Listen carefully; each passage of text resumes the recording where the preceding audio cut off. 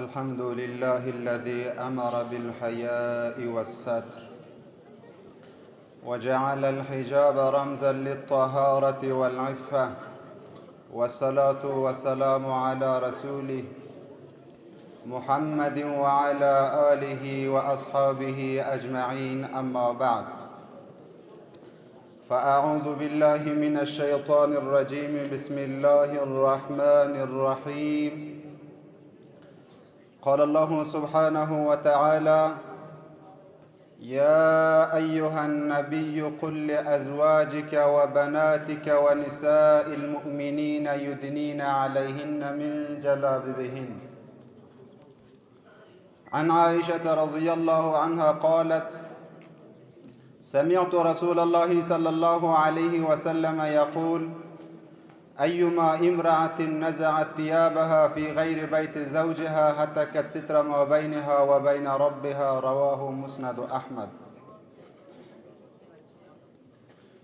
حجاب ayolning hurmatidir, iffat hayosing davlatidir. Bu dunyo o'tkichi bo'lgandir. Hijob iymonning ne'matidir. Rabbul Alaminni hamd va tavsifidan so'ng ulug' payg'ambarimizga durud va rahmat. Ulug' payg'ambarimiz savg'otini hayat akamlariga va siz o'lkadosh aziz inog'alarga taqdim aytaman. Assalomu alaykum va rahmatullohi va barakatuh. Hurmatli inog'alar, hijob birinchi qonun axloqiy va dinidir. Ko'p mazohiblarga va ko'p dinlarga hijobning xos joyi bor. Islom qarashlidan hijob na tanho bir pardayki o'zni yoshirmoq, boshni yoshirmoq, a'zoni yoshirmoq, balki taqvoni namunasidir. İnsanlarning izzati, iffati, hayosi hisob bo'linadi. Shu uchun xohlayman bir muhim masalaga ki jamiyamizning niyozi bor, millatimizning niyozi bor, ayollarning niyozi bor. Ya'ni Allohning buyrug'i, Rasulullohning buyrug'i, jannatga kirishni muqaddamasi borasida hijobi islomining bugundagi zamonda zaruriyatlik borasida so'zlamoqchiman inog'alar. Hurmatli inog'alar, hijob ayollarga zinatdir. Bu zinatni Alloh taolo lozim qaytargan. O'z kitoblariga mehribonchilik qiladilar. Val yadribna bi khumurihinna ala juyubihin. Xotinlarga kerakdiki boshlarini va o'zlarini va hamma a'zolarini hijob bilan bekitsalar. Bu oyat muborakani tafsiriga Oysha onamiz bir hadisda rivoyat qiladilar. Yarhamullohu nisa'al muhojiratil awwal lamma anzalallohu val yadribna bi khumurihinna ala juyubihin shaqaqna murwatahunna fahtamarna biha. Ravahul Buxoriy. Alloh taolo avval kelgan muhojirlarda ayollariga rahm qilsin. Vaqtiki bu oyat nozil bo'lganda liboslarini choq qilib, sinalariga, o'zlariga va boshlariga hijob tuzatdishlar. Bu oyat hadisdan ma'lum bo'ldiki, pokiza ayollar vaqtiki hijob farz bo'ldi, pokiza mardlar qarashidan hijob qildilar. Inog'alar, voqeanki hijob ayollarga zinatdir. Bu zinatni borasida bir o'zbaki matalga aytadi: hijob ayolning hurmatidir. Ya'ni hijob ayollarning zinatidir. Qay qismiki hijob zinatdir. Hijob ayollarni boqadi, ayollarni hifozat qiladi. Bu boraga Alloh Rabbul Izzat o'z kitobiga Ahzob surasida 79-oyatda mehribonchilik qiladilar. Ya ayyuhan nabiy qul li azwajika va banatika va nisa'il mu'minina yudnina alayhinna min jalabibihin. Ey payg'ambarim, siz ayollaringiz, qizlaringiz va mu'minlarning ayollariga ayting, hijoblarini rioyat qilsin. Zalika adna an yu'rafna fala yudan. Bu qaribroqdiki tanishib bo'lsin va bo'lib bilsinki bu mu'minlarda ayollar. Va aziyat bo'lishmasin. Va kanallohu g'afurur rahima. Tengri taolo kechiradigan zot. Payg'ambarimiz sallallohu alayhi va sallam aytadilar: "Innal mar'ata awratun." Ayollar avratdir.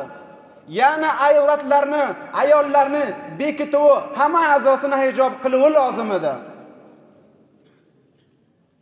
Bali, Hazrati Imom Buxoriy rahmatullohi alayhi aytadilar: "Avratlarni yoshirmoq dinning shartlaridandir." Said Qutb rahmatullohi alayhi aytadi: "O'zingni hijob bilan, yurakingni iymon bilan hifozat qil." Pasinoqalar, qay qismiki hijob lozimdiki, o'z hayosini boqmoq uchun hifozat qilsa, bu narsa katta kichik hamma ayollarga lozimdir. Bir qissaga keladi. Hafsa ibn Sirinning qizi yoshi teva ketib, kampir bo'lib qolgan zamoniga hijobni rioya qilgush ekan. Bir kishi aytibdi: "Ey Hafsa, Alloh taolo kampirlar borasiga aytadi: "Wal qawaidu minan nisaa illati la yarjuna nikahan, falaysa alayhinna junahun an yad'ana thiyabahun." U kampirlarniki bu yoshi teva ketibdi. Iraklari izdivoj borasiga tarmaydi. Mushkil emaski katta hijoblarni olib baqqa qo'ysa va o'zlarini zinat oroyish qilmasa. Hafsa aytib, bu oyani oxirgacha o'qi. Alloh taolo aytadiki: "Va an yasta'fifna khayrul lahunna."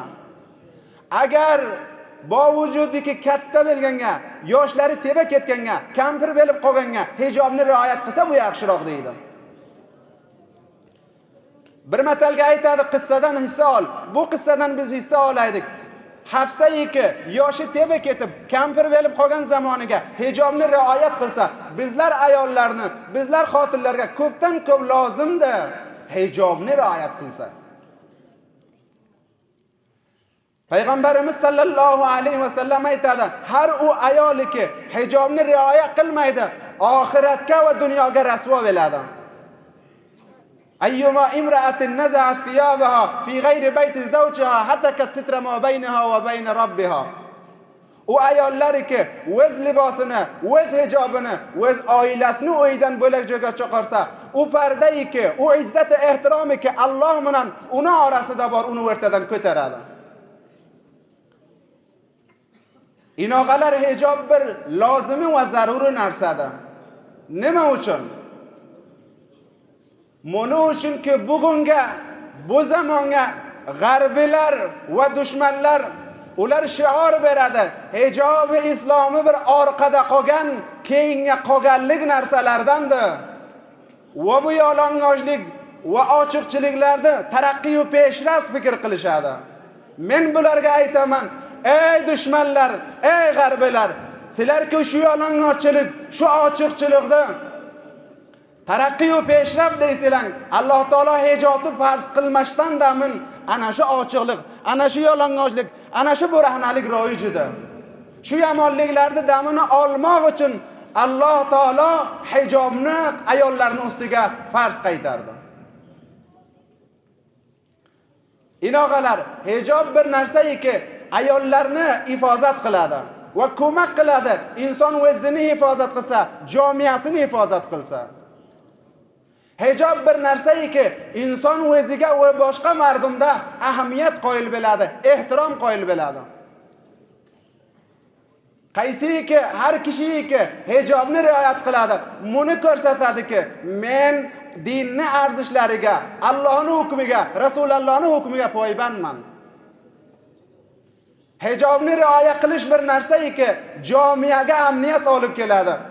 Jamiyaga fitnalar seldek kelibdi, seldek bo'lib jo'nagan vaqt hijobni rioya qilish haqiqatga bir devordek, bir tog' mahkamdek hijob selidamini oladi. Mana inoqalar, hijob bir narsaki yerdan keladigan odamlarga ulgu va namuna bo'ladi. Nima uchunga? Kichiklar oyindaniki, yertaniki nasllar ota-onasidan, yon-yonboshiniki odamlardan ulgu olishadi. Xulosa shuki, hijob islomga izzatdir, iffatdir, taqvoning namunasidir. Allohning amridan, Rasulullohning amridan itoat qilish boshqa, jamiyaga amniyat olib kelish borasida va hamchinon millatlarga, oyindaga yerdan kelayotgan kishilarga ulgu va namuna bo'lib to'xtaydi. Farhangi islomini, axloqi islomini va dinni va jamiy islomini poyasini mahkamlaydi va taqviya beradi. Oxirgi payomim hamma opa-singillar, hamma ayollarga shuki, ularga hijobni rioya qilasizlar, g'am yemang, yurakdan qormang, siz mahfuzsiz. O shum insonlar, sundur insonlar, yomonliklarni ketidan yuradigan insonlar, yoqasi ochiq, boshi ochiq odamlarni do'mbol qiladi. Siz mahfuzsiz.